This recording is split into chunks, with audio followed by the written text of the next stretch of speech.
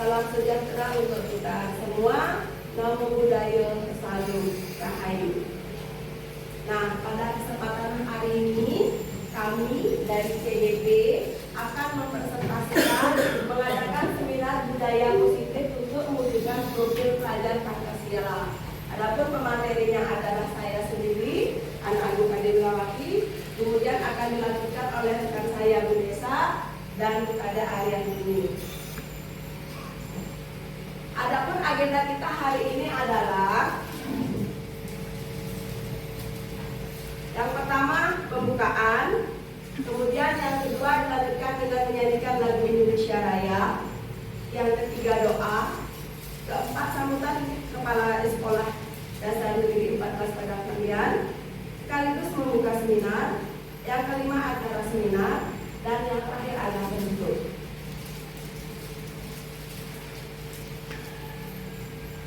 Untuk itu, marilah kita menyanyikan lagu Indonesia Raya. Hadirin dipersilakan untuk berdiri.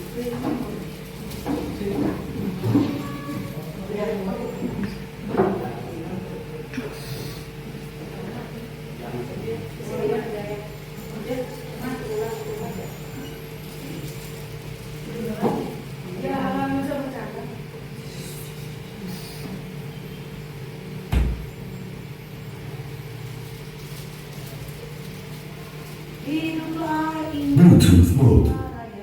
Waiting for connection. Bluetooth connected.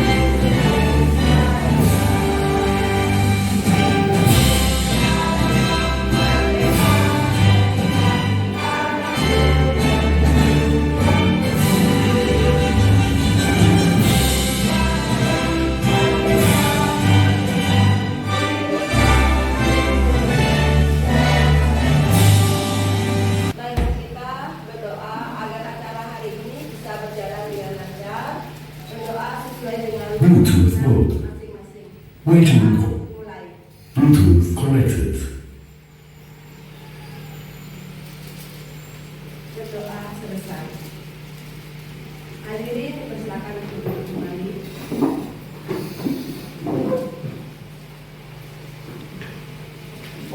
Kemudian dilanjutkan dengan sambutan dari Bapak Kepala Sekolah Dasar Negeri 14 Padang Pandian untuk Bapak kami persilakan. Silakan Bapak.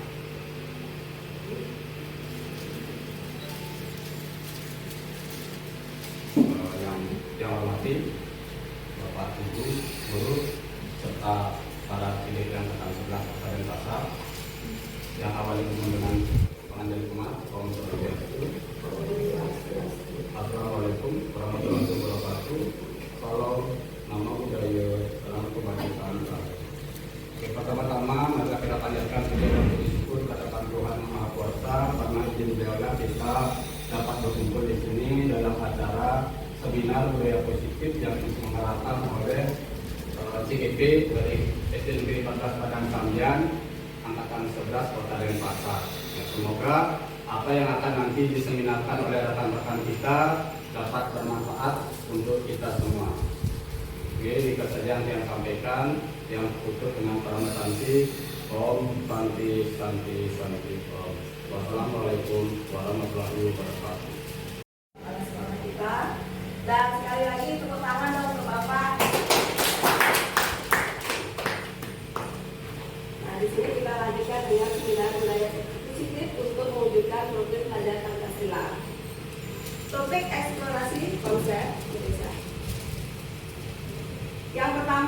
disiplin positif dan nilai-nilai kebajikan universal.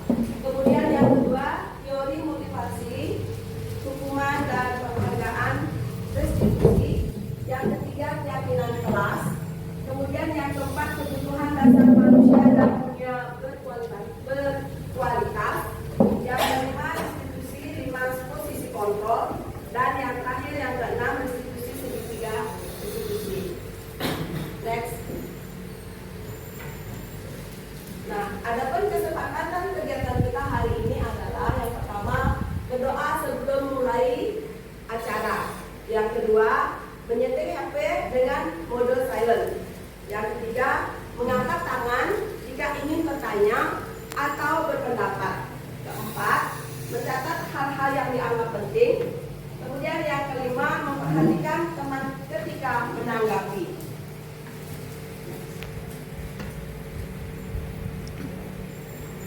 Disiplin positif dan nilai-nilai kebajikan universal. Untuk membangun disiplin yang positif, sekolah perlu menyediakan lingkungan yang positif, aman, dan nyaman agar murid-murid mampu berpikir, bertindak, dan mencipta dengan merdeka, mandiri, dan bertanggung jawab. Lazimnya, disiplin dikaitkan dengan kontrol.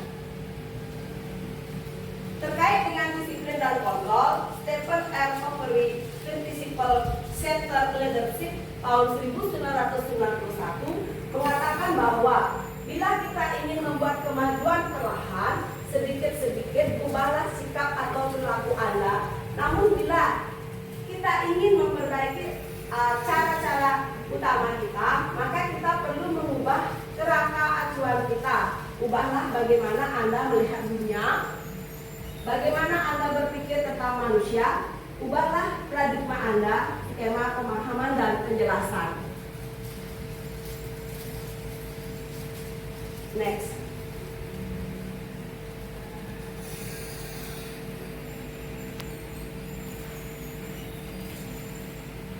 Paparan Dr. William Glasser dalam teori kontrol. Nah, di sini ada ilusi atau miskonsepsi tentang kontrol, terdiri dari 4. Yang pertama, ilusi guru mengontrol murid. Walaupun tampaknya kita sedang mengontrol perilaku murid tersebut, hal ini karena murid tersebut sedang mengizinkan dirinya dikontrol. Kemudian yang kedua, ilusi bahwa kritik dan membuat orang merasa bersalah dapat menguatkan karakter. Menggunakan kritik dan rasa bersalah untuk mengontrol murid menuju pada identitas gagal. Mereka belajar untuk merasa buruk tentang diri mereka. Kemudian yang ketiga, ilusi bahwa semua penguatan positif efektif dan bermanfaat. Penguatan positif atau rujukan dalam jangka waktu tertentu membuat murid menyadarinya dan menolak rujukan kita, atau bisa jadi murid tersebut menjadi ketergantungan. Kemudian yang keempat, ilusi bahwa orang dewasa memiliki hak untuk memaksa. Nah, perilaku ini memaksa tidak akan efektif untuk jangka waktu panjang dan sebuah hubungan permusuhan akan terbentuk.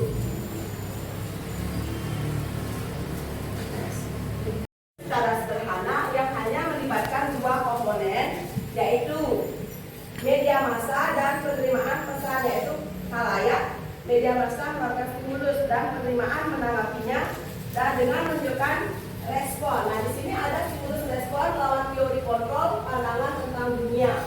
Stimulus respon lawan teori kontrol itu dengan pandangan tentang dunia. Stimulus respon tentang dunia yang pertama, realitas atau kebutuhan kita sama. Kemudian dikaitkan dengan teori kontrol tentang dunia. Realitas kebutuhan kita berbeda. Kemudian yang kedua, semua orang melihat yang sama. Kemudian kita lihat teori kontrol tentang dunia, setiap orang memiliki gambaran yang berbeda.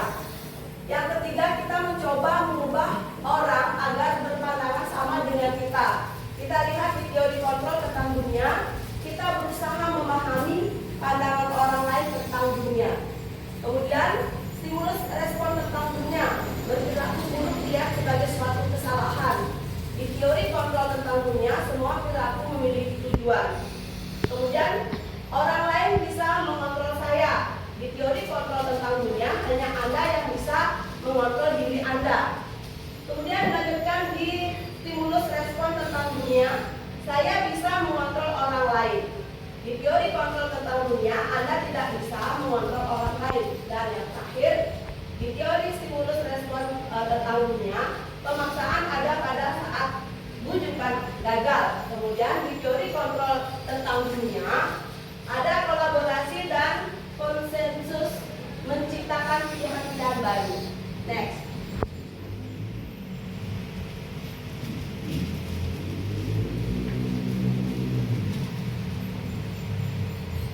disiplin positif. Nah, menurut pemikiran Ki Hajar Dewantara, untuk menciptakan murid yang merdeka, cara utamanya adalah harus ada disiplin yang kuat. Disiplin yang dimaksud adalah disiplin diri yang memiliki motivasi internal. Jika kita tidak memiliki motivasi internal, maka kita memerlukan pihak lain untuk mendisiplinkan kita atau motivasi eksternal, karena berasal dari luar, bukan dari dalam diri kita sendiri. Kemudian ada pandangan Dieng Gosen dalam bukunya Restructuring School Discipline 2001. Untuk menjadi seorang murid atau pengikut, seseorang harus paham betul alasan mengapa mereka mengikuti suatu aliran atau ajaran tertentu, sehingga motivasi yang terbangun adalah motivasi intrinsik bukan ekstrinsik. Nah, sebagai pendidik, tujuan kita adalah menciptakan anak-anak yang memiliki disiplin dari diri, sehingga mereka bisa berperilaku dengan mengacu pada nilai-nilai kebajikan universal dan memiliki motivasi intrinsik bukan ekstrinsik.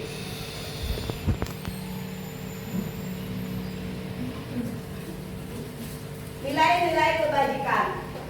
Nilai-nilai kebajikan yaitu sifat-sifat positif manusia yang merupakan tujuan mulia yang ingin dicapai setiap individu. Dengan mengaitkan nilai-nilai kebajikan yang diyakini seseorang, maka motivasi intrinsiknya akan terbangun sehingga menggerakkan motivasi dari dalam untuk mencapai tujuan mulia yang diinginkan.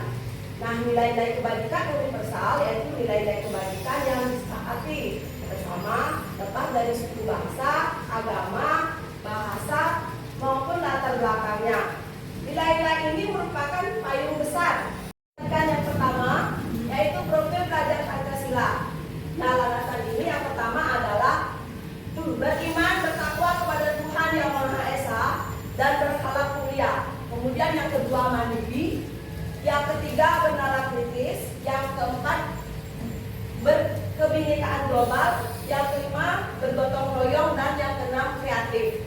Kemudian nilai kebajikan yang kedua, IBO Primary Years Program atau PYP, toleransi, rasa hormat, integritas, mandiri, menghargai, antusias, empati, keingetahuan, kreativitas, bersama, percaya diri, dan komitmen. Kemudian nilai-nilai kebajikan yang ketiga yaitu the seven essential virtues, empati, suara hati, kontrol diri, rasa hormat, kebaikan, toleransi, dan keadilan. Kemudian nilai-nilai kebajikan yang ketiga ada 9 pilar karakter Indonesia Heritage Foundation atau IHF. Yang pertama, cinta Tuhan dan segenap ciptaannya. Kemudian kemandirian dan tanggung jawab. Ketiga, kejujuran atau amanah, diplomatis. Kemudian hormat dan santun, dermawan, suka menolong, dan gotong royong. Percaya diri, kreatif, dan bekerja keras. Kemudian kepemimpinan dan keadilan, baik dan rendah hati, toleransi, kedamaian, dan kesatuan. Demikian yang dapat saya paparkan untuk materi ini. Untuk materi berikutnya akan disampaikan oleh rekan saya, Ibu Desa. Terima kasih untuk itu, sekali persilakan. Ya, sampai di sana kira-kira ada pertanyaan materi yang tadi? Sudah bisa? Cukup kan? Nah, untuk sekarang kita lanjutkan ya untuk materi berikutnya tentang disiplin positif. Nah, disiplin positif di sini ada teori kontrol atau teori pilihan oleh William Glasser. Di sini teorinya yaitu Anda tidak bisa mengontrol orang lain, hanya Anda yang bisa mengontrol diri Anda. Jadi seperti itu ya. Bisa nggak kita kira mengontrol teman? Bisa mengontrol teman? Tidak bisa. Jadi yang hanya bisa mengontrol adalah diri kita. Jadi untuk melakukan sesuatu, melakukan disiplin positif mulai dari diri kita sendiri, baru nanti akan diikuti oleh teman kita atau rekan kita. Nah, di sini makna disiplin itu adalah belajar kontrol diri dengan menggali potensi kita agar tercapai tujuan yang mulia, yaitu sesuatu menjadi nilai yang kita hargai. Seperti tadi nilai-nilainya apa saja? Ada yang tahu? Bisa menyebutkan nilai-nilai yang tadi sudah dijelaskan oleh rekan saja? Nilai-nilai kebajikannya yang tadi? Ayo katakan. Misalnya apa? Ya, empati. Ya betul. Nilai apa saja yang perlu kita kembangkan? Ayo. Yang tadi sudah dijelaskan oleh teman saya, oleh rekan saya. Ada nilai apa Bu Meka? Bertakwa kepada Tuhan. Ya, bertakwa juga perlu kita tingkatkan. Ada lagi nilai apa? Banyak sekali nilai-nilai kebajikan yang perlu kita kembangkan lagi agar mencapai tujuan yang mulia. Seperti apa lagi? Ayo, ada yang tahu? Ya, ya nilai gotong royong yang perlu kita utamakan lagi, misalnya di sekolah biar lebih bagus dikembangkan. Ada lagi yang bisa? Ya, ya benar kritis untuk anak-anak kita perlu kita kembangkan. Kita pun juga perlu mengembangkan. Ada lagi? Menghargai. Ya menghargai. Lagi? Ya apa tangannya nih? Kreatif. Ya nilai kreatif. Banyak sekali yang tadi sudah dijelaskan, itu contohnya salah satu. Oke. Kemudian semua perilaku memiliki tujuan. Nah di sana ada teori motivasi. Yang pertama motivasi ekstrinsik. Tahu ekstrinsik? Tahu Dari dari luar. Kalau intrinsik dari dalam diri kita. Berarti ada motivasi, ada dorongan. Ya kita melakukan sesuatu itu untuk mencapai tujuan itu pasti ada dorongan. Kenapa? Seperti itu. Nah di sini yang pertama di sana kalau motivasi ekstrinsik dari luar, nah di sana untuk menghindari hukuman. Biasanya ada hukuman, jadi kita menghindari hukuman. Kemudian yang kedua untuk mendapatkan imbalan atau bonus seperti itu. Itu biasanya dorongan dari luar. Ya kan? Kita melakukan sesuatu disiplin itu benar apa enggak? Yang benar misalnya kita melakukan disiplin waktu misalnya contohnya.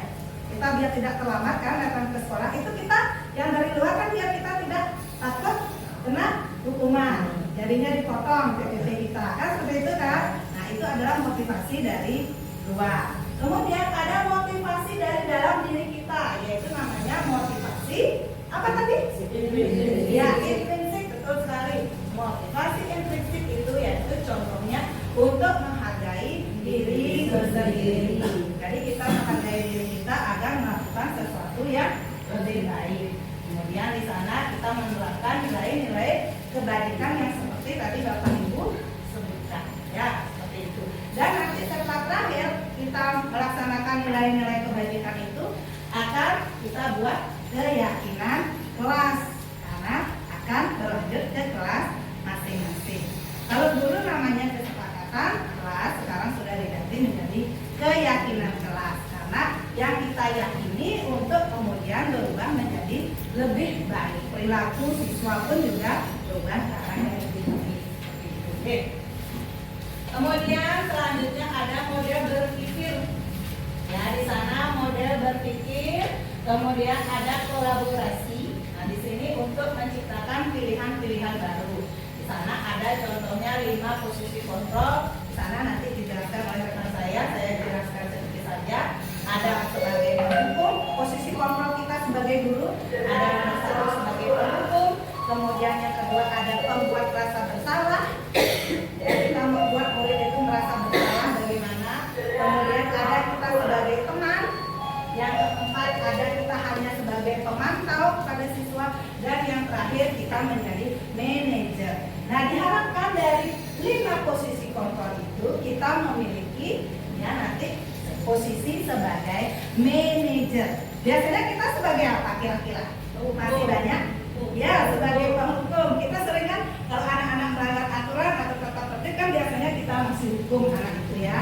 Nah itu masih keliru. Nanti kita rubah sedikit demi sedikit. Memang sih masih banyak juga yang bisa kita lakukan. Ya misalnya agak menggertak, misalnya seperti itu sudah membuat rasa bersalah atau menyindir. Ya jadi biar anak-anak juga punya tekanan batin ya, termasuk tergantung juga anaknya sih. Tapi diharapkan nanti kita memiliki posisi sebagai manajer. Nah nanti di segi 3 restitusi itu bagaimana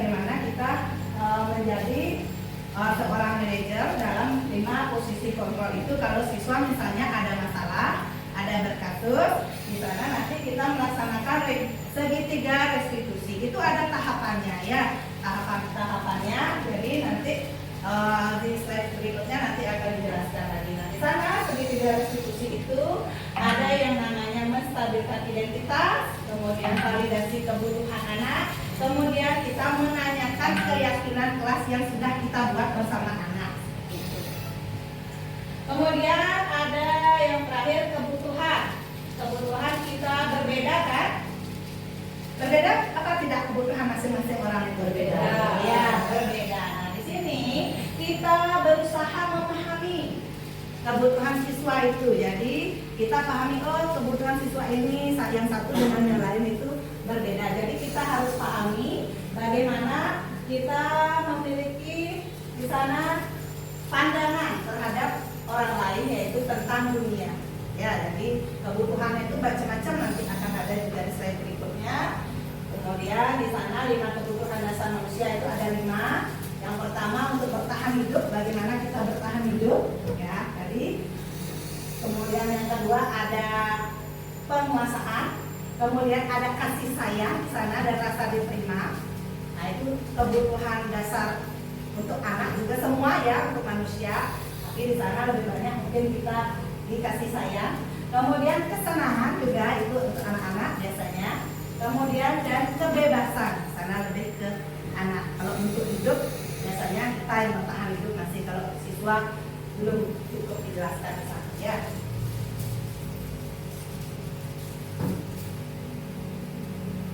Nah, jangan lelah, kita SBK dulu sebentar biar tetap semangat. Ayo kita berdiri. Ya biar nggak ngantuk karena ini jamnya jam siang. Ya. Nah, biar nggak ngantuk ya. Baik, Bapak Ibu, biar kita nggak merasa pegel karena jam segini ada jam-jam rawat untuk ngantuk. Untuk itu tangan dipinggang semua, biar nggak pegel pinggangnya. Ikuti saya ya.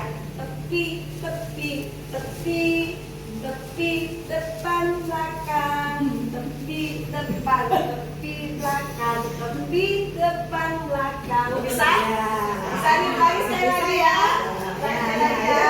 Ya, lagi. Tepi, tepi, tepi, tepi depan belakang, tepi depan, tepi belakang, tepi depan belakang. Lagi sekali ya. Bersuara ya ibunya ya.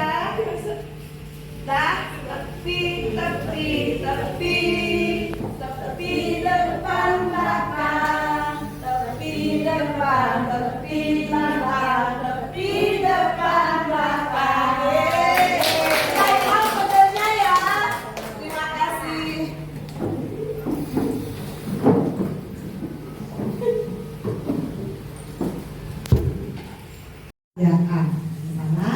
Bahwa penghargaan berlaku sama dengan hukuman dalam arti meminta atau membujuk seseorang untuk melakukan sesuatu untuk memenuhi suatu tujuan tertentu dari orang yang meminta atau membujuk. Dorongannya eksternal dan akan ada faktor ketergantungan. Jadi ini akan membuat ketergantungan. Tahu ketergantungan? Tahu artinya ketergantungan? Kepingin terus, ya. Ketergantungan kepingin terus gitu. Nah, di sini oleh Alfikon yaitu 1993. Nah, di sana ada pengaruh jangka pendek dan jangka panjang, kemudian penghargaan menghukum, kemudian penghargaan mengurangi ketepatan, penghargaan tidak efektif, penghargaan merusak hubungan, penghargaan menurunkan kualitas, kemudian penghargaan mematikan kreativitas, kemudian penghargaan mengurangi motivasi intrinsik. Seperti ini ya, kalau dihukum oleh penghargaan. Jadi penghargaan itu juga termasuk tidak bagus ya, kurang bagus ya di teorinya. Program kebajikan. Sini yang kita laksanakan yaitu apresiasi. Dalam memberikan apresiasi atau pengakuan perlu diingat beberapa hal, yaitu beri pengakuan secara khusus, beri pengakuan secara pribadi, kemudian beri pengakuan kepada semua murid atau bisa kita bergantian kita beri pengakuan, Kemudian beri pengakuan secara konsisten, jadi berlangsung terus-menerus, jangan sekali atau 2 kali saja. Kemudian fokus pada prosesnya, jadi kita lihat proses anak-anak. Ya, tidak melihat hasil saja ya, kita lihat prosesnya anak-anak untuk melakukan disiplin itu. Di pembukanya, kemarin saya perhatikan.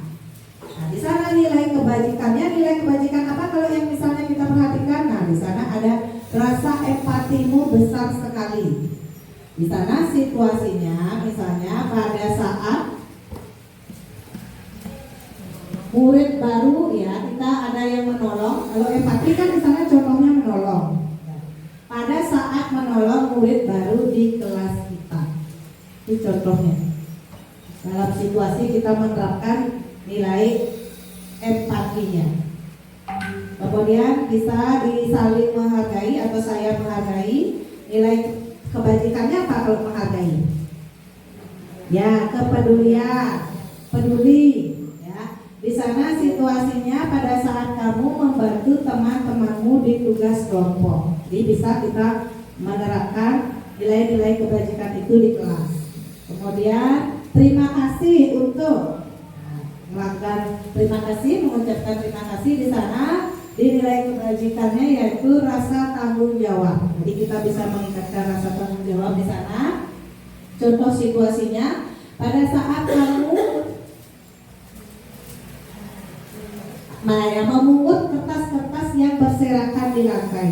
Jadi kita biasakan mengucapkan juga terima kasih seperti itu. Jadi kita memberikan apresiasi, memberikan pengakuan ya, misalnya secara langsung ke anak itu ya, atau secara pribadi, dan itu dilaksanakan secara konsisten. Kita menerapkan nilai kebajikan. Perbedaan hukuman dan konsekuensi, ada perbedaannya. Nah, di sana kalau hukuman, kita memberikan hukuman kepada siswa itu adalah yang menyakitkan, harus terjadi. Ya, kemudian membuat anak sakit, baik fisik maupun hatinya. Ya, mentalnya itu termasuk kita menghukum anak. Kemudian anak membenci kedisiplinan. Ya, makin benci dia jadinya kalau kita kasih hukuman. Kemudian mendorong anak menyakiti diri sendiri.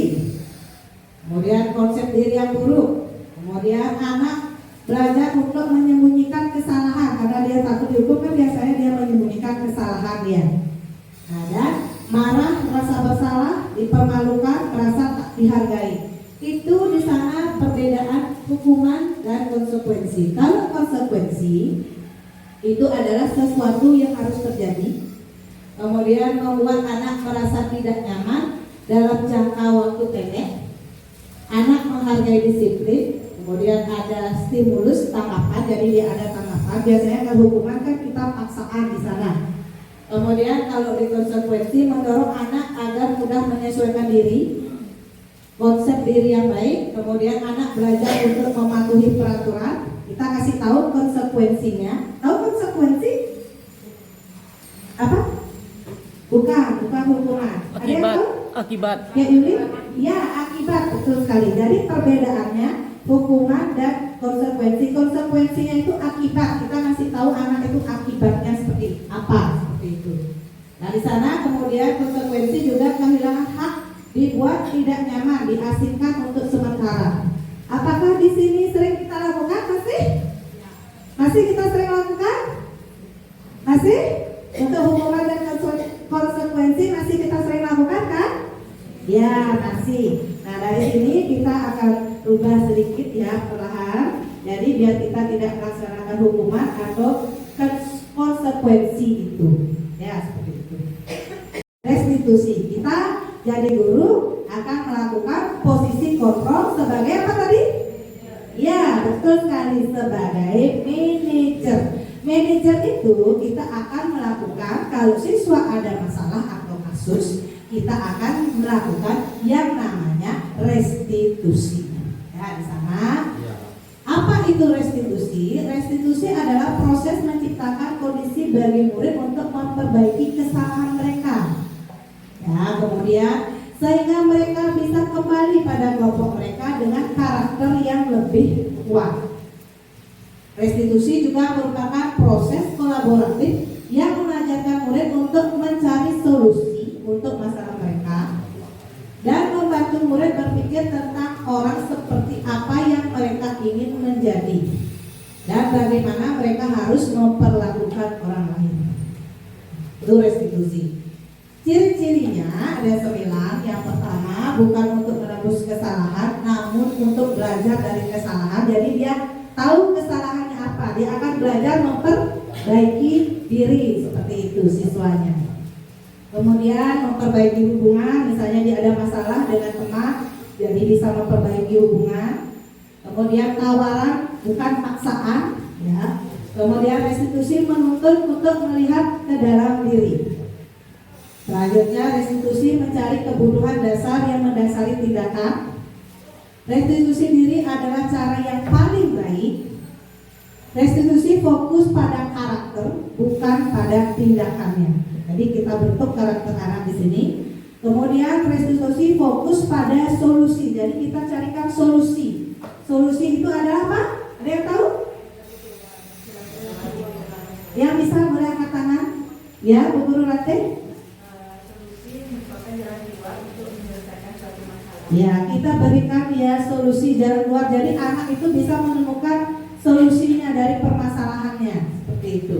Kemudian restitusi mengembalikan murid yang berbuat salah pada kelompoknya. Jadi biar tidak dia takut ya, seperti itu. Jadi kembali lagi ke kelompoknya. Jadi misalnya dia belum baik, jadi kita rubah perlahan ke arah yang baik. Nah, di sini contohnya yang tadi arah restitusi itu termasuk gagal, identitas gagal. Dan identitas sukses itu ada disiplin, kita memberikan konsekuensi dan bagus juga. Kemudian yang bisa kita lebih terangkan biar lebih bagus yaitu dengan restitusi. Di sini sudah ada perbedaannya. Nah, di sini sudah ada hukuman, ini termasuk gagal. Nah, murid atau anak belajar menyembunyikan kesalahan. Dia takut kan kalau dia diberikan hukuman, kemudian konsekuensi, dia murid akan taat peraturan. Kalau di restitusi, murid anak akan belajar memecahkan masalah kalau dia ada masalah atau ada kasus misalnya. Jadi kita bertanya, jadi siswa itu bisa tahu solusi bagi dirinya. Kemudian mencoba mengontrol anak dengan penguatan negatif. Di sini konsekuensi mencoba mengontrol anak dengan penguatan positif. Jadi kita berikan penguatan positif. Di restitusi, anak yang memegang kendali kontrol, jadi dia tahu berbuat apa. Kemudian kalau identitas gagal ini dampak pada murid, dia akan marah, merasa bersalah setelah kita beri hukuman, rendah diri, ya minder, dia insecure sama teman-temannya, dia akan merasa malu karena kita kasih hukuman, dan bisa yang parah mungkin mentalnya dia akan mengasingkan diri, takut untuk sekolah. Ya. Kalau yang bandel sih nggak sampai mengasingkan diri, ya pasti dia akan berulang lagi melakukan itu. Nah, di sini kalau kita konsekuensi itu kehilangan hak waktu pada diri. Kemudian kalau di restitusi, nah di sini anak akan bersemangat untuk memperbaiki diri, ya tidak kehilangan waktu anak itu untuk belajar seperti itu. Kemudian di sini kalau di hukuman tiba-tiba tidak diharapkan akan sangat melukai. Di sini sudah diketahui masuk akal. Di restitusi yaitu berupa undangan untuk mengadakan restitusi. Jadi kita panggil anak-anak itu untuk melakukan restitusi. Kalau ini kan kita kasih hukuman kan dengan tiba-tiba biasanya. Misalnya anak terlambat, ya anak-anak kok terlambat datang, sekarang coba push up 10 kali. Nah itu sudah secara tiba-tiba, itu sudah salah ya. Kemudian kalau hukuman biasanya itu dibuat oleh kita, oleh guru. Nah di sini konsekuensi dibuat oleh guru dan murid. Biasanya kita dengan kesepakatan. Kalau di sini kita dibuat oleh murid atau anak itu, kita bertanya ini dengan membuat nanti keyakinan kelas itu. Nah di sini di hukuman menyakitkan sekali itu kalau kita berikan hukuman. Guru menjalani konsekuensi dengan menyalahkan, mengkritik, menyindir, merendahkan, itu termasuk hukuman. Tidak hanya fisik tapi apa? Mental. Iya mental. Ya, kalau sudah menyindir, mengkritik itu kita mental anak-anak. Sekarang di konsekuensi itu membantu guru menyatakan peraturan, melakukan peringatan dan menerapkan konsekuensi. Di sini kalau di restitusi, ya, menguatkan guru menyebutkan keyakinan kelas, membimbing kerangka acuan berpikir restitusi murid atau anak. Jadi anak-anak kalau melakukan kesalahan, kita melakukan segitiga restitusi, jadi anak itu akan berubah dengan sendirinya pelan-pelan itu ya. Itu keyakinan kelas, ada budaya positif, ada lingkungannya positif, ada keyakinan kelas, dan yang terakhir ada, bisa terbaca?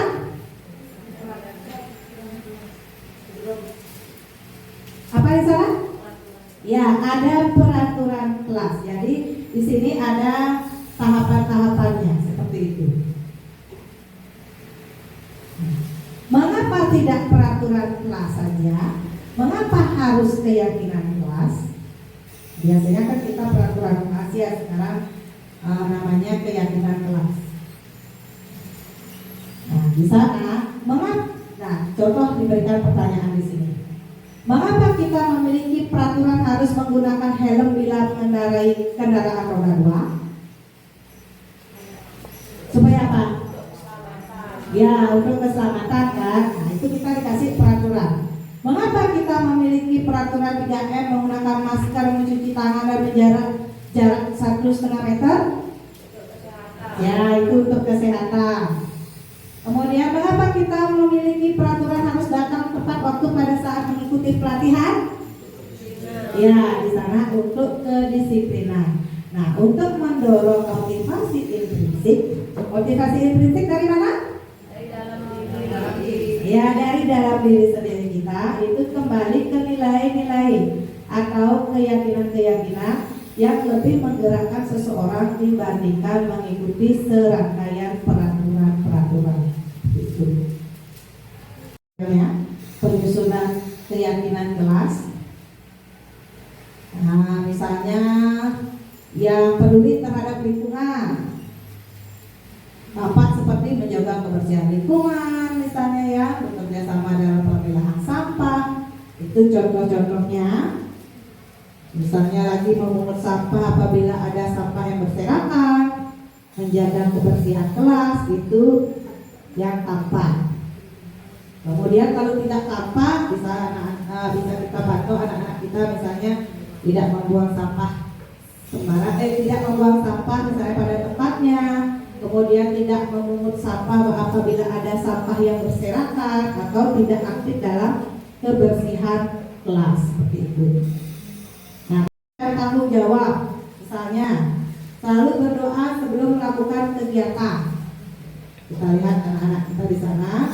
Kemudian misalnya mengucapkan salam, saling membantu terhadap teman, itu yang tampak kan kita lihat.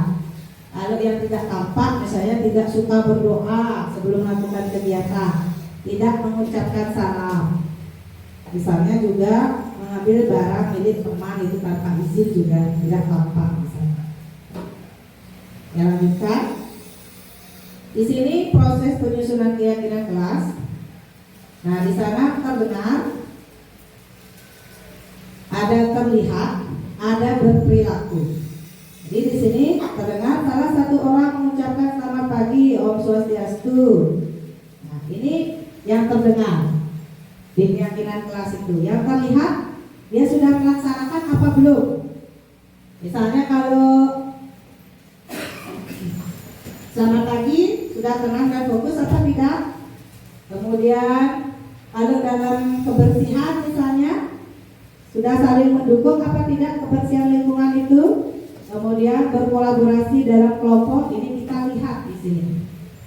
Kita lihat anak didik kita. Kemudian perilakunya.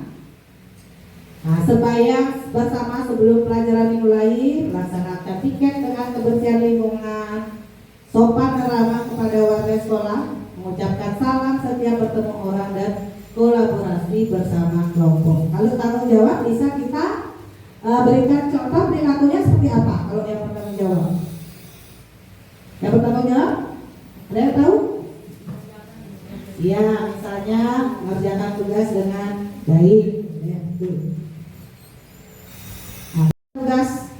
saya, tugas kamu, tugas guru dan tugas murid. Nah, ini contohnya. Tugas guru, tugasnya apa saja? Ya, mengajar. Tadi apa? Satu orang, tugas guru. Ya, Bu Dewi. Mengajar, mengajar lagi. Ya, Bu Dewi. Mengingatkan, ya, Bu Guru ya. Mendidik, ada lagi? Ya, Bu Rika. Ya, memfasilitasi siswa, ya. Seperti itu tugas guru kan sudah semua ya melaksanakan. Nah, di sana guru tugasnya bukan untuk apa? Nah, ada tugasnya yang bukan guru. Contohnya apa?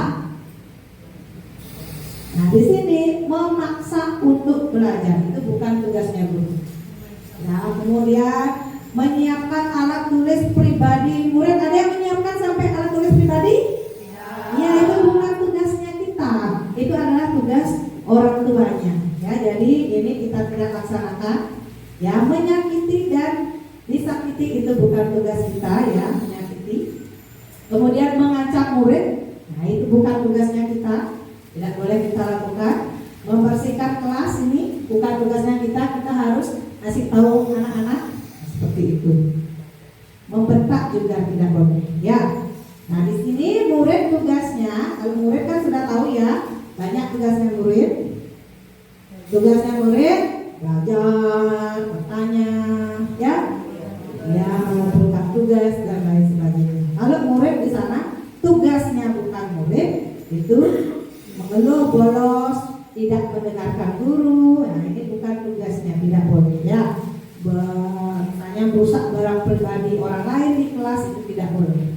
Ya, jadi nanti Bapak Ibu jelaskan di sini lagi tugasnya murid apa, tugasnya yang bukan murid apa, biar anak-anak lebih paham nantinya.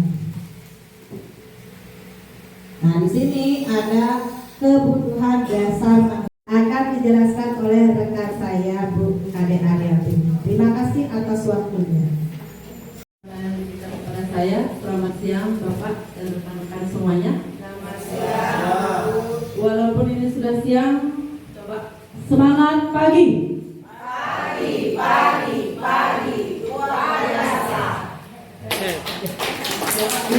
Kurang semangat. Semangat. Pagi, luar biasa.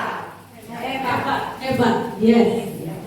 Ya, untuk sebelum saya melanjutkannya, coba saya mohon berdiri sebentar. Kita bermain sebentar ya, supaya tidak. Oke, permainannya saya jelaskan. Berpasangan. Nanti ada yang tangannya ini masuk seperti ini, coba. Diangkat. Ya. Nanti kalau saya bilang jauh, kemudian kalau dekat, kalau tangkap. Itu melatih Bapak itu masih fokus apa tidak? Ada yang sudah mengantuk. Oke, kita mulai ya. Ada yang di tengah dibuka, yang satu dibuka. Ya. Masuk. Sudah? Oke, berdua. Kalau pasangan ini pandai tidak ada pasangan. Oke. Ya, boleh menghindar. Berarti kalau sampai ditangkap oleh temannya, berarti Bapak Ibu sudah tidak fokus atau mengantuk. Oke? Bisa kita mulai? Oke. Kalau saya bilang jauh. Kalau saya bilang dekat. Kemudian kalau saya bilang tangkap tangan temannya. Oke? Oke, bisa kita mulai? Oke. Dekat? Belum, Pak Guru udah belum. Udah? Jauh? Dekat? Jauh? Tangkap? Oke, ternyata semua sudah bagus ya. Berarti masih open untuk mendengarkan materi selanjutnya. Terima kasih. Berkualitas. Ada 5 kebutuhan dasar manusia yang harus dipenuhi ya. Terutama kita harus melihat atau memahami kebutuhan dasar murid-murid kita ya. Yang pertama yaitu ada bertahan hidup, kemudian ada kesenangan, ada kebebasan, kemudian yang terakhir ada cinta dan kasih sayang. Oke, nah, Kalau yang pertama, seluruh tindakan manusia memiliki tujuan tertentu. Semua yang kita lakukan adalah usaha terbaik kita untuk mendapatkan apa yang kita inginkan. Nah, kebutuhan dasar itu yaitu yang pertama, bertahan hidup atau survival. Nah, yang kedua, ada kasih sayang dan rasa diterima atau love and belonging. Kemudian penguasaan atau power, kebebasan, freedom, dan kesenangan. Nah, kebutuhan bertahan hidup adalah kebutuhan yang bersifat fisiologis untuk bertahan hidup. Misalnya apa saja untuk bertahan hidup? Makan. Lagi, coba angkat tangannya. Ya, berarti akan tempat tinggal. kebutuhan akan tempat tinggal. Ya, bagus. Kemudian kebutuhan makanan. Lagi ada yang lain? Guru ya? Pakaian. Ya, itu merupakan kebutuhan untuk bertahan hidup ya. Kesehatan, rumah, makanan itu merupakan kebutuhan bertahan hidup. Nah, kebutuhan biologis sebagai bagian dari proses reproduksi termasuk kebutuhan untuk tetap bertahan hidup. Komponen fisiologis pada kebutuhan ini meliputi kebutuhan akan perasaan aman,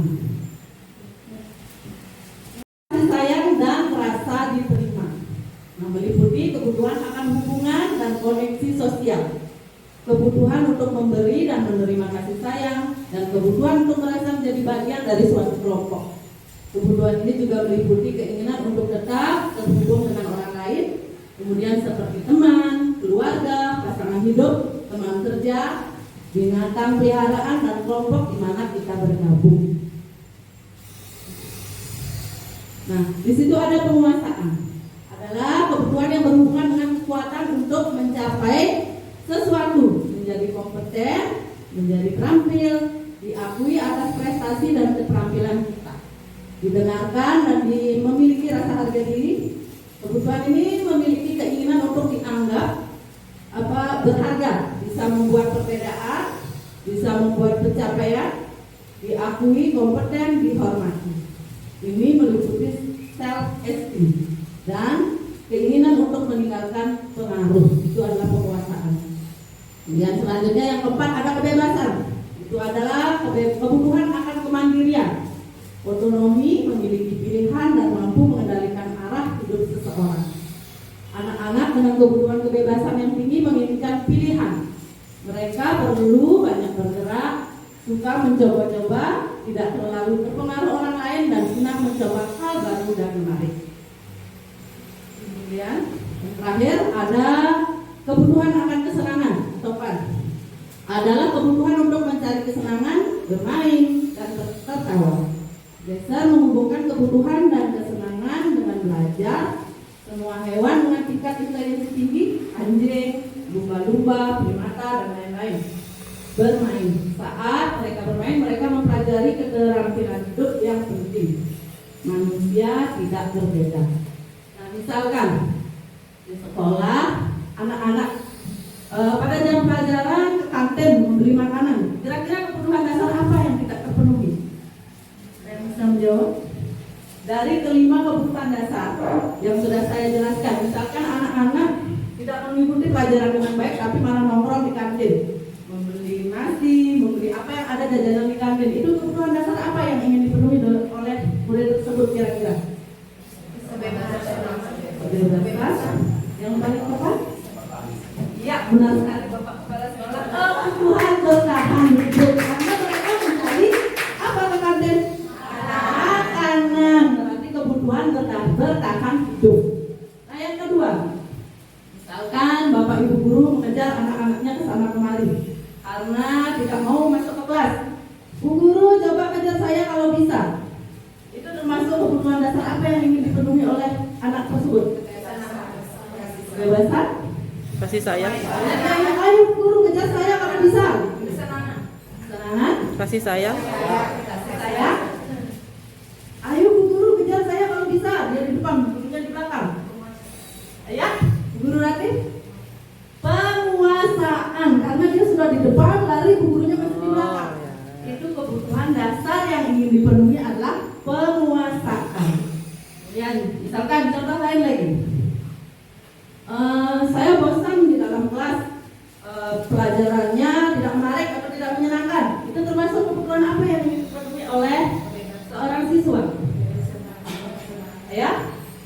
kebebasan, ya benar sekali. Itu contoh.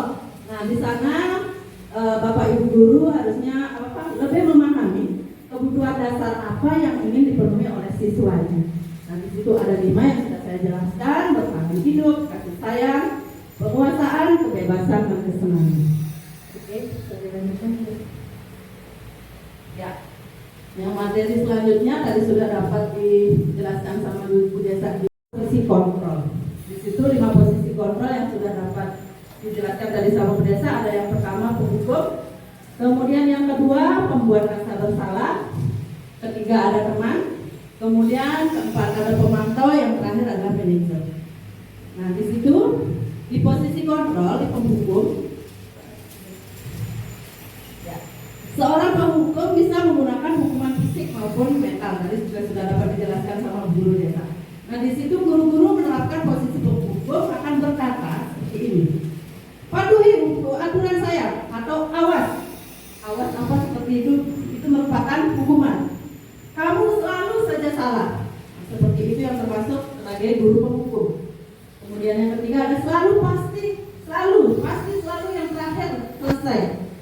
Mungkin ini kalimatnya mungkin ini ya udah saya. Selalu kamu saja pasti yang selalu yang terakhir. Seperti itu merupakan guru sebagai penghukum. Ya, yang kedua ada pembuat rasa bersalah. Biasanya kata-kata yang keluar dari guru yang membuat murid merasa bersalah itu seperti, ibu sangat kecewa sekali dengan kamu. Kemudian bisa saja guru berkata, berapa kali bapak harus memberitahu kamu ya? Itu juga termasuk pembuat rasa bersalah. Nah, gimana coba kalau orang tua kamu tahu kamu berbuat begini? Itu beberapa percakapan kalau kita berada di posisi pembuat rasa bersalah.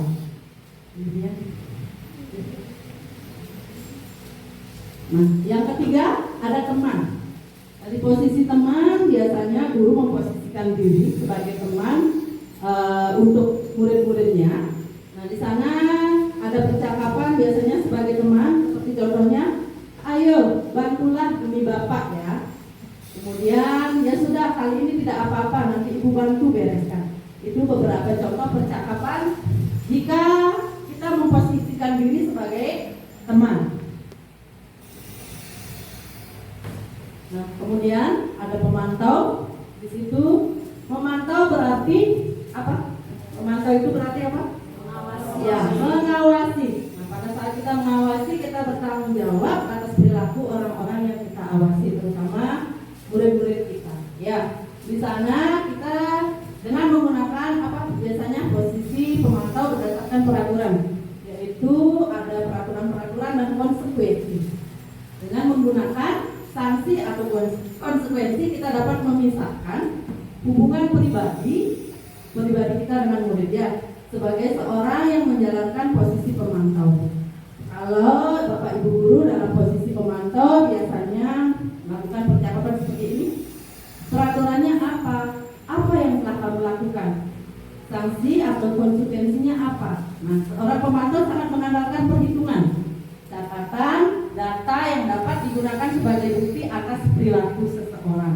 Itu kalau Bapak Ibu guru memposisikan sebagai pemantau. Posisi yang sangat diharapkan sebenarnya ya, kalau kita nanti sebagai ini berproses.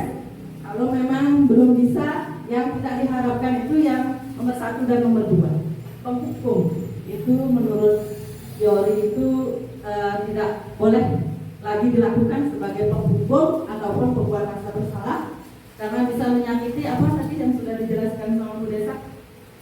Penghukum menyakiti ya apa ya, baik secara fisik maupun secara mental. Nah, yang diharapkan di sini Bapak Ibu guru itu berada di posisi ya, kalau belum bisa sampai ke posisi manajer, ya minimal menjadi teman dulu, sebagai teman dengan apa untuk murid-muridnya. Kemudian berproses lagi dari teman naik jabatan menjadi pemantau. Nah, kalau yang paling sempurna diharapkan Bapak Ibu itu menjadi seorang manajer. Nah, seorang manajer bila anak memiliki masalah, anak memiliki apa kasus-kasus diselesaikan dengan posisi kontrol yang terakhir, yaitu manajer. penghukum atau pembuat rasa bersalah, seperti itu. Nah, di posisi kontrol, di situ ada motivasi. Yang 5 posisi kontrol yang tadi sudah saya jelaskan ya. Ada motivasi, identitas gagal, kemudian identitas berhasil, kemudian identitas berhasil ya, yang terakhir. Kemudian kalau motivasi, guru berbuat.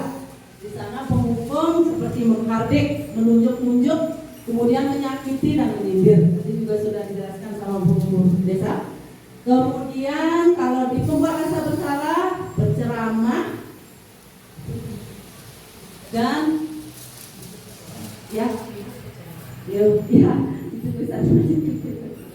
Ya, kemudian saya lanjutkan ya ke teman, membuat alasan-alasan, kemudian pemantau, menghitung dan mengukur, yang manajer mengajukan pertanyaan-pertanyaan. Nah, kemudian motivasi yang kedua, guru berkata, kalau kamu tidak melakukannya, awas ya. Kemudian kalau di pembuat rasa bersalah, jadi tadi juga sudah saya jelaskan semuanya ya. Yang percakapan seperti apa dilakukan jika posisi kita sebagai penghukum, pembuat rasa bersalah, kemudian teman, pemantau, dan manajer. Nah, di sini, disinilah sesuai teori ya. Tadi sudah dijelaskan restitusi adalah apa oleh Bu Desa. Kita menyelesaikan masalah itu disarankan dengan menggunakan segitiga restitusi. Yang pertama, ada menstabilkan identitas, itu tahapan yang pertama. Jika anak-anak membuat kesalahan, kita panggil bukan dimarahi di tempat umum seperti itu. Kita panggil berdua, mengobrol dengan teman-teman. Yang pertama tahapannya adalah menstabilkan identitas. Seperti setiap orang pernah melakukan kesalahan. Ibu juga pernah melakukan kesalahan. Coba jelaskan apa alasan kamu melakukan kesalahan tersebut. Itu termasuk validasi tindakan yang salah. Kemudian itu yang kedua, setelah menstabilkan identitas, baru validasi tindakan yang salah dari kasus atau masalah yang dilakukan murid. Kemudian yang ketiga, baru kita menanyakan keyakinan. Nah, keyakinan apa yang sudah disepakati antara guru dan siswa tersebut. Nah, di situ bisa mengajukan pertanyaan dengan keyakinan kelas apa yang telah kita yakini. Kemudian kamu ingin menjadi orang yang seperti apa? Nah, di situ sudah dijelaskan ya, segitiga restitusi itu masalah yang dibuat oleh siswa. Nah, ini sudah ada beberapa contoh dari rekan saya, Bu Guru Desa sama Bu Guru Agung, kita nonton bersama ya. Sudah menerapkan segitiga restitusi berdasarkan tahapan-tahapannya. Ya, mungkin bisa disimak dulu. Bluetooth mode. Wait. Bluetooth connected.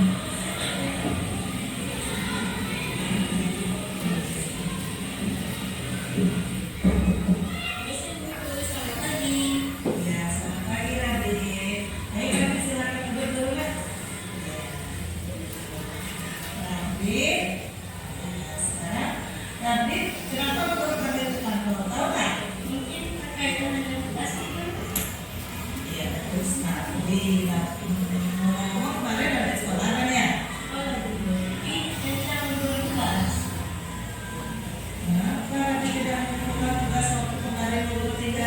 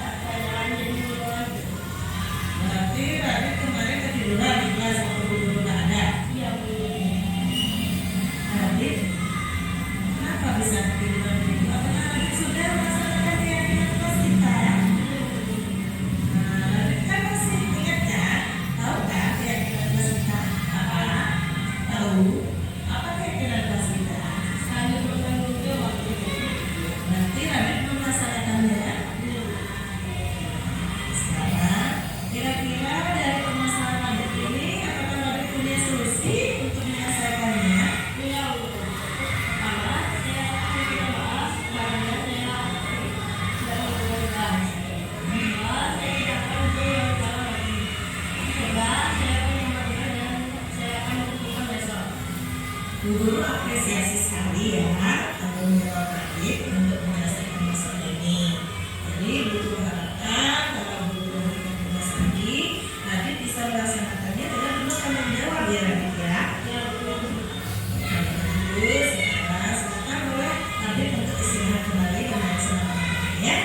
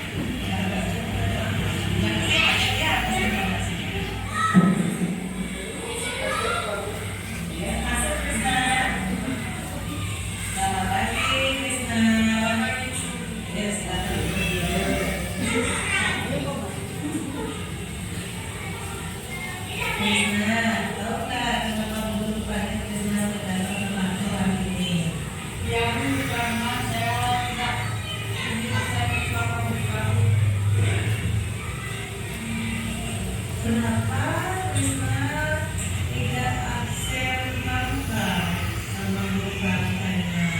Dan kenapa alasannya Risma? Saya tidak ikut ekson, karena saya tidak memberi keterangan izin kepada pimpinan. Kemana saya Risma? Saya terbuka, saya tidak sama pimpinan. Hanya saya bilang wah, asik bro, pantai yang mana-mana ke sini, bukan main sendiri. Dan sekolah itu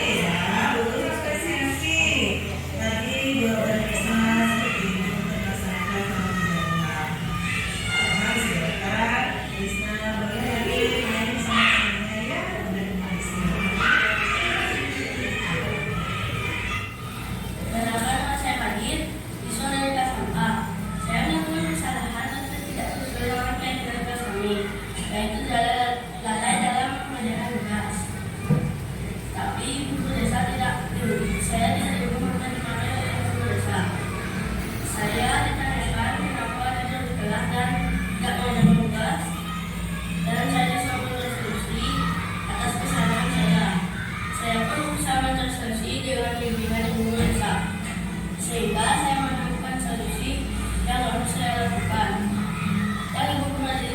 Yang ibu guru saya lakukan adalah duduk di depan saya. Mesin duduk. Karena nama saya Dina, saudara di Mangga. Saya melakukan kesalahan dan tidak menjalankan keyakinan kelas kami, yaitu tanpa tidak saling bermangga. Saya tidak diberi hukuman atau dimarahi oleh ibu guru, tapi saya ditanyakan alasan mengapa saya tidak izin absen saya. Saya berusaha mencari solusi dengan bimbingan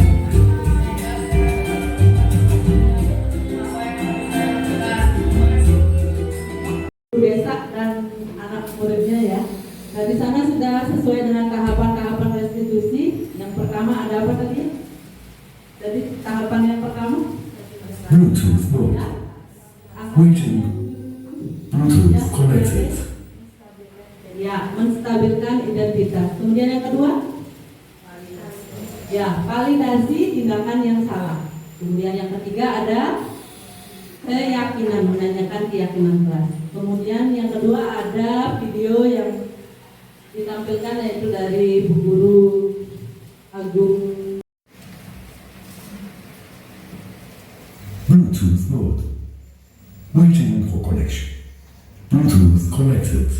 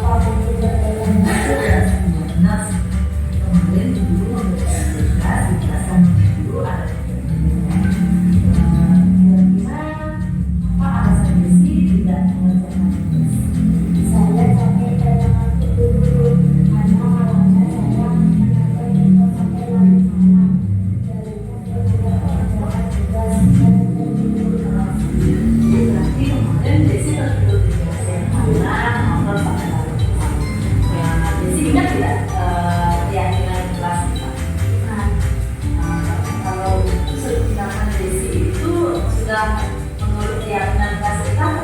Belum. Kira-kira keyakinan kelas yang mana yang tidak disilahkan? Selalu bertanggung jawab. Selalu bertanggung jawab. Desi di situ tidak mengerjakan tugas, kemudian Desi juga tidak melakukan yang kita yaitu selalu. Nah, kira-kira Desi ada solusi tidak untuk menyelesaikan masalah yang Desi buat sehingga besok tidak terulang kembali? Apa solusi yang bisa Desi lakukan? Saya tidak besok saya tidak akan mengulanginya lagi dan saya akan mengerjakan tidak mengerjakannya. Jadi Desi tidak akan mengulangi perbuatan Desi lagi seperti kelas ya, seperti kelas kemudian mengerjakan tugas. Ibu apresiasi atas tanggung jawab yang akan Desi lakukan. Sekarang silakan Desi kembali beristirahat. Terima kasih Bu.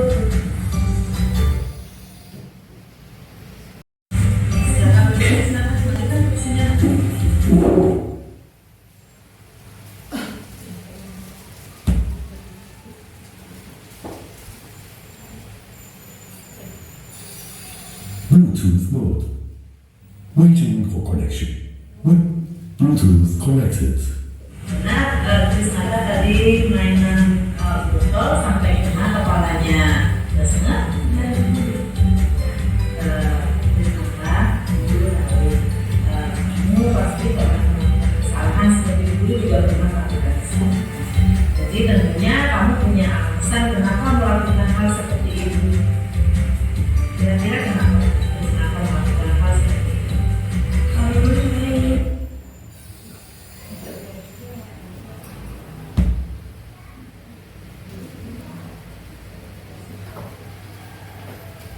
Bluetooth mode. Waiting. Bluetooth connected. Ya, itu beberapa contoh penerapan segitiga distribusi dari kami bertiga ya. Di situ kita mencarikan solusi atas permasalahan yang dibuat Bluetooth mode. kemudian Waiting. murid akan Bluetooth melakukan connected.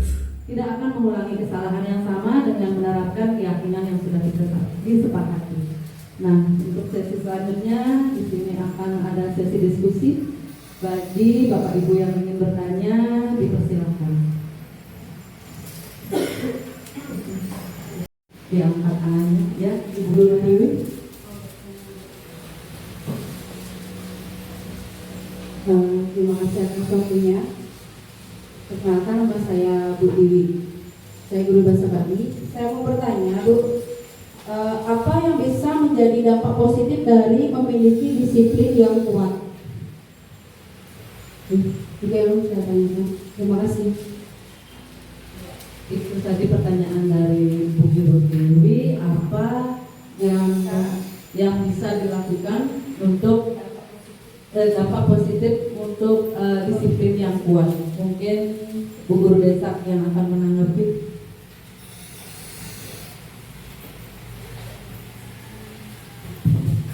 Oke, saya jawab pertanyaan dari Bu Guru Dewi. Dampak positif kita memiliki disiplin yang kuat. Nah, di sana dampak positifnya pasti banyak kalau kita punya disiplin yang kuat ya. Salah satunya kita akan lebih teratur dalam mengerjakan tugas. Jadi setiap tugas itu tidak akan ada terkendala dari segi waktunya, ya. Banyak sekali manfaat-manfaatnya. Jadi dapat menumbuhkan potensi diri juga disiplin itu, ya. Jadi tugas-tugas pun terlaksana dengan baik dan lancar. Begitu. Jadi di sini kita membudayakan seperti itu ke anak didik siswa kita, budaya positif ini agar bisa berjalan optimal. Jadi anak-anak itu tidak ada terkendala dalam hal disiplin tadi. Ya. Sudah cukup, Bu Dewi? Berarti anak-anak itu bisa menjadi lebih baik ya? Ya, lebih baik ya. Jadi memiliki disiplin yang kuat, teratur, jadi anak bisa memperbaiki perbuatannya yang kurang, jadi lebih ke arah yang lebih baik, betul.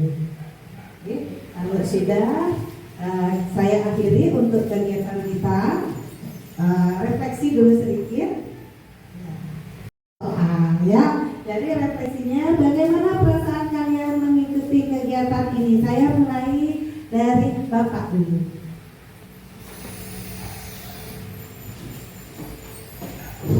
Selamat sore. Yang saya minta satu kata saja.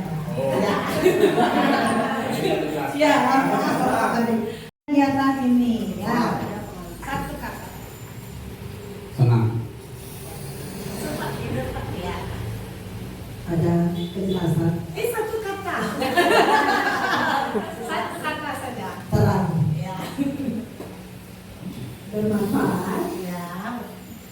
Terbuka. Ya. Biasa ke belakang dulu, maksimal gitu. Happy. Fun. Oh, fun sama dengan Happy ya bahasa Inggris dipakai sama gurunya gaya sama gurunya. Biasa. satu kata. Semangat. Ya. Ilmu. Menarik. Bahagia. Menyenangkan. Oke, karena sudah semua merefleksi, saya harapkan nanti semua rekan-rekan bisa mengimplementasikan ya hasil dari kegiatan kita hari ini, jadi agar bisa diterapkan ke anak didik kita. Jadi jika ada kasus pada anak didik kita, bagaimana? Segitiga restitusi. Ya terus dong, kalau ada masalah atau kasus yang kita temukan di kelas kita, bagaimana caranya?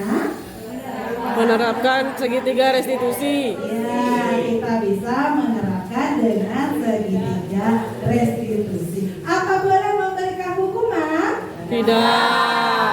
Tidak boleh. Jadi sekarang kita berusaha tidak menghukum anak didik kita. Biar anak didik kita bagaimana sekolahnya di sini? Ya, biar senang dan happy. Jadi wajib dimulai dari diri kita sendiri sebagai seorang gurunya dulu yang harus Memberi contoh. ya harus happy dulu gurunya. Jadi bisa memberi contoh ke murid kita. Jadi jika ada masalah kita gunakan segitiga restitusi. Demikian untuk kegiatan kita hari ini. Terima kasih atas Bapak Kepala Sekolah atas waktunya, kemudian rekan-rekan guru di SD 14 Padangsambian. Kami CGP bertiga, dari saya Bu Desa, Guru Wira, mengucapkan terima kasih. Salam tergerak, Bergerak, menggerakkan. Terima kasih.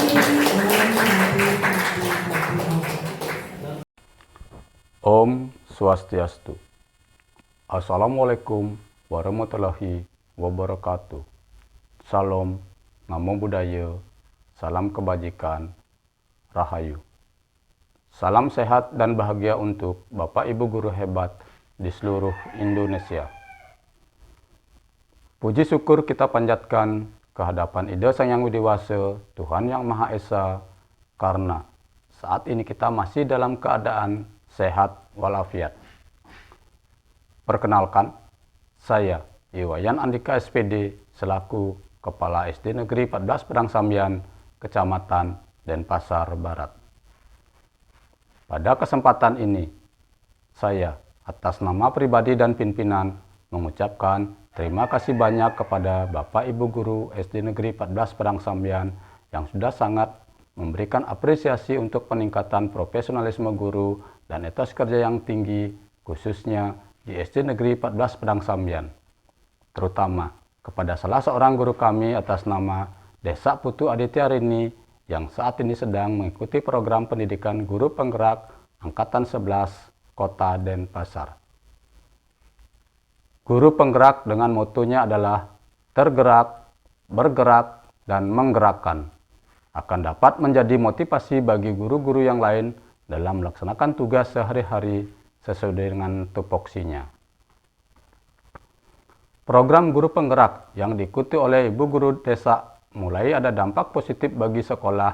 Salah satunya adalah Perubahan yang dimulai dari kelas seperti pembuatan keyakinan kelas, pemberian ice breaking di sela-sela pembelajaran, dan pembelajaran yang berpihak pada murid. Apapun kegiatan yang dilakukan oleh Ibu Desa saat mengikuti program guru penggerak dalam memberikan diseminasi atau pengimbasan, semoga hal tersebut terus bisa memotivasi rekan-rekan guru yang lain dalam usaha meningkatkan prestasi dan mutu pendidikan, khususnya di SD Negeri 14 Padang Sambian.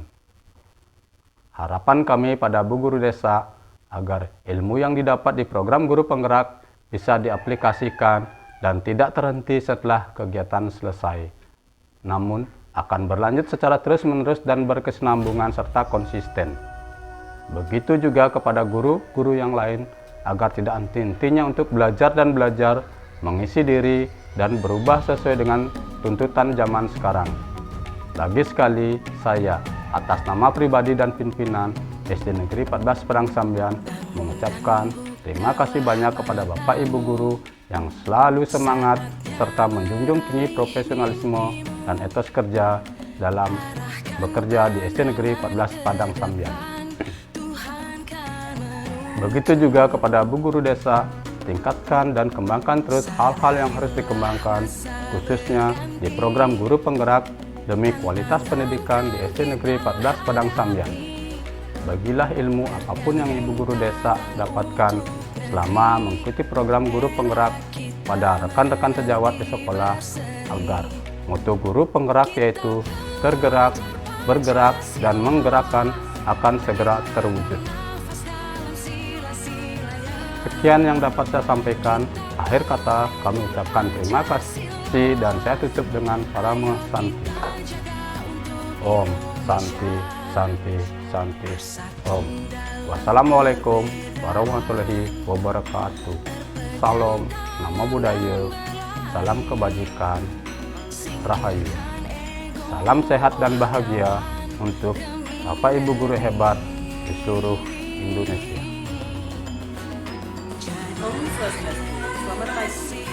Saya adalah rekan dari Ibu Desa Adityani yang bertugas di SD Negeri 14 Padang Sambian.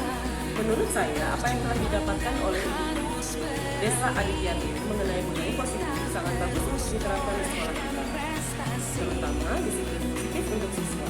Karena mereka itu bisa melaksanakan disiplin secara ekstrinsik, bukan hanya pada dirinya sendiri, tapi sebagai seorang guru memposisikan diri kita pada siswa. Apakah kita mau sebagai pemberi hukuman atau hanya sebagai pemantau saja kepada rekan kita? Kemudian bagaimana cara kita untuk menanamkan disiplin ekstrinsik dalam diri siswa dan juga dalam diri kita sendiri? Semoga dengan adanya diseminasi bisa diterapkan bersama-sama di lingkungan sekolah kita ini untuk membentuk siswa yang berkarakter sesuai dengan harapan kita semua. Dengan demikian saya sampaikan sekali lagi selamat untuk Ibu Desa Adityani yang telah melakukan diseminasi. Semoga dapat berjalan dengan lancar. Akhir kata saya